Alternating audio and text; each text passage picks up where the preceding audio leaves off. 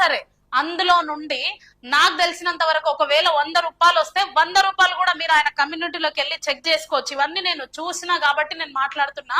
100 రూపాయలు ఈ రోజు ఈయన ఇచ్చిండు, ఈమె 100 రూపాయలు సహాయం చేసింది, అవన్నీ కూడా నేను ఈ రోజు వీళ్ళకి సహాయం చేస్తున్నా అనే లెక్కలు రాసి మరి ఆయన పెడతాడు. ఇంత జెన్యున్ గా ఆయన వర్క్ చేస్తుంటే ఒక బెగ్గర్ అనడానికి సిగ్గు, బుద్ధి, రోషం అన్ని ఉండాలి.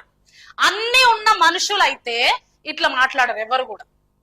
అరే కనీసం ఆర్ఎస్ఎస్ వాళ్ళు కూడా మాట్లాడతారో లేదో, ఆర్ఎస్ఎస్ లో ఉన్న ముసుగులో నువ్వు మాట్లాడుతున్నావు అని నేను అనుకుంటున్నా. కానీ ఆర్ఎస్ఎస్ వాళ్ళు కూడా ఏం మాట్లాడతారంటే అరే ఇంత మంచి పని చేస్తుండు కదా మంచోడినా అని అంటారేమో.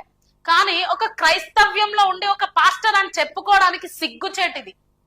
ఎంతో మంది ఇంటర్నేషనల్ స్పీకర్స్ వాళ్ళు వీళ్ళు ఎంతో మంది ఉన్నారు. వాళ్ళు కూడా phone pay, Google pay accounts అన్ని పెట్టుకుంటారు. రీసెంట్ గా మీకు ఇంకొకటి చెప్పాలంటే ఇది హిందుత్వంలో ఉన్న వాళ్ళ గురించి కూడా నేను మాట్లాడుతున్నా.